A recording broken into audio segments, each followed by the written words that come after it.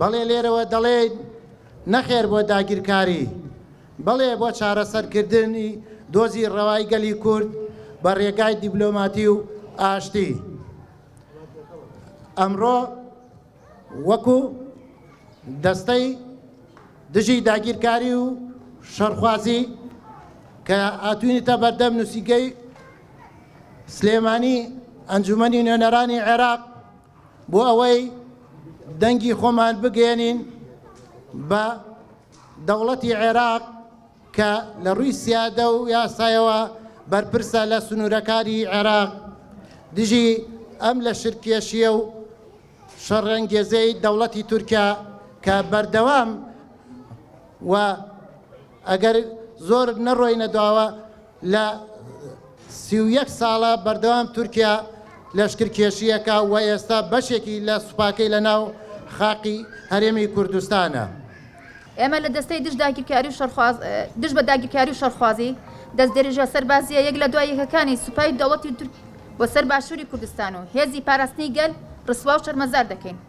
وەک دەبینین دەوڵەتی تورکیا بەردەوام خەریکی سەرکوتکردنی ئازادی خوازانی گەلەکەمانە لە باکووری کوردستان.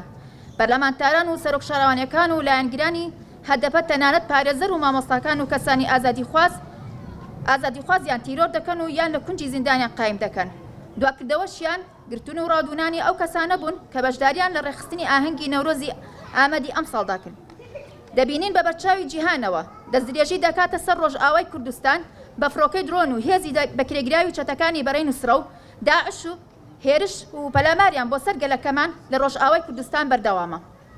بە هەمان عەقڵیەتی فاشستی و بە هاوکاری بەکرێگراوەکانی دەیەوێت هەمان سیناریۆی ڕۆژئاوا لە باشوور دووبارە بکاتەوە و داگیری بکە و ستاتۆکەی هەڵوەشێنێتەوە. بۆیە ئەمڕۆ بە هەموو توانە سەربازەکانیەوە ڕێژە دەدات بە پرۆسەی داگیرکاری لە باشووری کوردستان و لە شەڕ ڕۆژی ڕابردوو هێرشی درندانی کردوتە سەر دەڤەری ئامێد و گوندەکانی نێروە و ڕێکان و زنجیرەچیەکانی مەتینا و ئاڤاشین لە دژی گەریلەکانی پارتی کرێکارانی کوردستان و بەردەوامی ئەو ناوچوانە بە فڕۆکە و تۆپ و جۆرە هاچێکی قەدەخکراو بردومان دەکات. بە هەمان کاتیش بە هاوکاری بەکرێگریاوەکانی و هەندی هێزی عێراقی ئاڵۆز شەڕ لە شنگال و دروست دەکات. هەوڵدەدات بۆ جێگیرکردنی سوپای داگیرکەرەکەی لەسەر خاکی باشوور داگیر بکات. بەهۆی هێرشە کاولکاریەکانی هاوڵاتیانی سڤیلی ناوچەکە زەرمەند دەبن و دەکوژرێن و لە ماڵ و حاڵیان دەردەکرێن و ڕز و باخەکانیان دەستێن و مەرماڵاتیان لە ناو دەچێت. هەر بۆیە ئێمە لە دەستەی دژ بە داگیرکاری و شەڕخوازی بە توندی پرۆسەی داگیرکاری لەلایەن سوپای تورکیاوە ڕسوا و مەحکوم دەکەین. بەڕێز سەرۆک کۆماری عێراق، بەڕێز سەرۆک و ئەندامانی پەرلەمانی عێراق، وەک ئاگادارن لە ڕابردووی دوور و نزیکدا دەوڵەتی تورکیا بە پاساوی پاراستنی ئاسایشی ناوخۆی تورکیا و بە بەهانەی بوونی پارتی کرێکارانی کوردستان بەردەوام سنووری وڵاتی عێراق و هەرێمی کوردستان دەبەزێنێت و سەرباری ئەم پێشەلکاریەی بەرامبەر یاسای دەولی و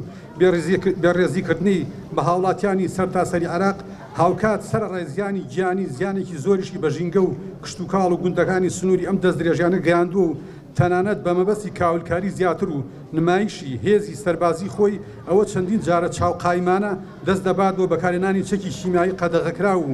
لە بەرامبەریشدا لە سەڵاتی هەرێمی کوردستان و دەوڵەتی عێراق کاردانەوەی پێویستیان نەبوو و هەوڵی جدی نەدراوە بۆ بەرگرتن بەم دەستدرێژیانەی تورکیا و دانانی سنوورێک بەرامبەر ئەو بێباکی و بۆچوونەی تورکیا کە ئازادانە هەڵدەسێت بە هێرش و کاولکاری بەردەوام لە سنووری هەرێمی کوردستان وەک ئەوەی هەرێمی کوردستان و عێراق بەشێ بن لە خاکی تورکیا و هیچ خاوەنداریتێک بۆ خەڵک وڵاتی عێراق ناهێڵێتەوە.